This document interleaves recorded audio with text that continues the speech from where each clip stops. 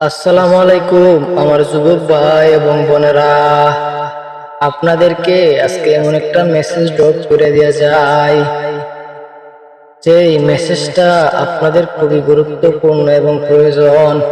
বাংলাদেশে এমন এক বক্তার আবির্ভাব হয়েছে, যে বক্তার নাম দিছে পাবলিক রোমান্টিক বক্তা বা রোমান্টিক হুজুর। যে বক্তা সোশ্যাল মিডিয়াতে আইসা শুধু মেসেজ ড্রপ করে, শুধু মেসেজ ড্রপ করে না, সেই বিভিন্ন দেশের সিনেমার ক্যানভাস আর সেই বিভিন্ন দেশের সিনেমা নিয়েও কথা বলে।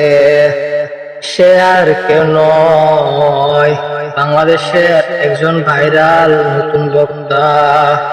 ও যুবক যুবতী, আমি তার নাম বলবো না, আপনারা আমার কথাগুলো শুনবেন আর বুঝে নিবেন আমি কার কথা বলছি, আমি কার বিষয় নিয়ে কথা বলছি। তাকে নাকি বাংলার যুবক যুবতীরা নাম দিছে রোমান্টিক হুজুর। ওরে আমার যুবক যুবতী ভাইরা, সে যদি এতই রোমান্টিক হইতো তাহলে কেন সে সিনেমায় গেল না? সে তো সিনেমার নায়ক হতে পারতো। সে কেন বাংলাদেশের বক্তা হইতে গেল? সে সিনেমার নায়ক হইলেই তো ভালো হইতো। ওই বক্তা বিভিন্ন সময় বিভিন্ন ইস্যু নিয়ে কথা বলে। সেই বক্তা বেশি যুবক যুবতীদেরকে নিয়ে কথা বলে। ওই বক্তা বাংলাদেশের একজন সুনামধন্য আলেমে দ্বীন, স্কলারশিপ মিজানুর রহমান আজহারীকে কপি করিয়া করিয়া কথা বলতো।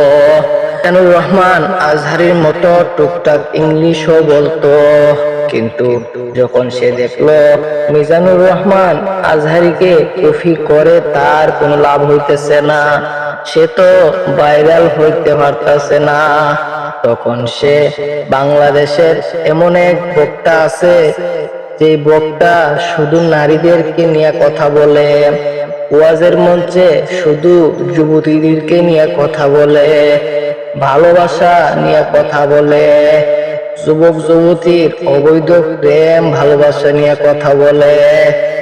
ওই আসিফ হুজুর, যে হুজুরের নাম সবাই শুনে থাকবেন, বর্তমানে বাংলার জমিনে তার ওয়াজ এখন চলে না। সবাই বুঝে গেছে সে কত নাম্বার বন্ধ।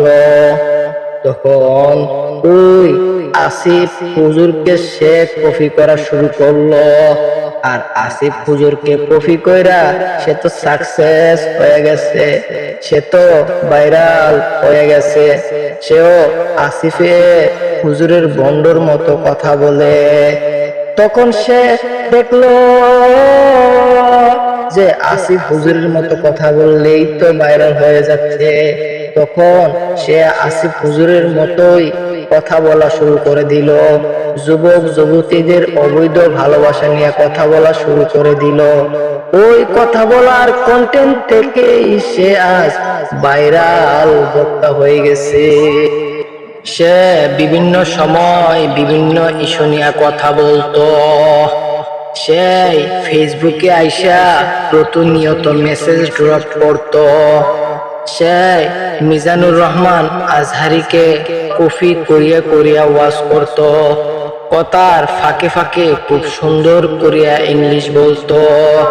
এতে করে কিছু যুবক যুবতী তার প্রতি এত পাগল হয়ে গেছে, তার প্রতি এত ভালোবাসা তাদের বেড়ে গেছে, তারা তাকে নাম দিছে রোমান্টিক হুজুর। আসলে যদি সে এতই রোমান্টিক হইতো তাহলে কেন সে সিনেমায় না গিয়া ওয়াজের মধ্যে ওয়াজের বক্তা হইল? সে তো শয়তানের খালাতো ভাই। শয়তানে তাকে বাংলার জমিনে আবির্ভাব ঘটাইছে, কারণ তাকে দিয়ে বাংলার জমিনের যুবক যুবতীর চরিত্র নষ্ট করার জন্য তাকে শয়তানে আবির্ভাব ঘটাইছে।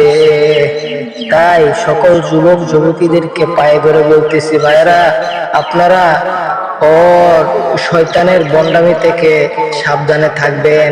আপনারা ওকে বয়কট করুন, আপনারা ওকে এড়াইয়া চলুন, আপনারা প্রতিবাদ করুন।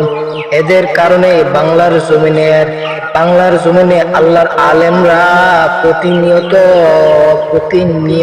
প্রতিনিয়ত অপমানিত হচ্ছে, অপদস্থ হচ্ছে তাদের মতো কিছু বন্ডর কারণে, যারা বাংলার জমিনে আল্লাহর আলেমে দ্বীন, খাঁটি বক্তা এবং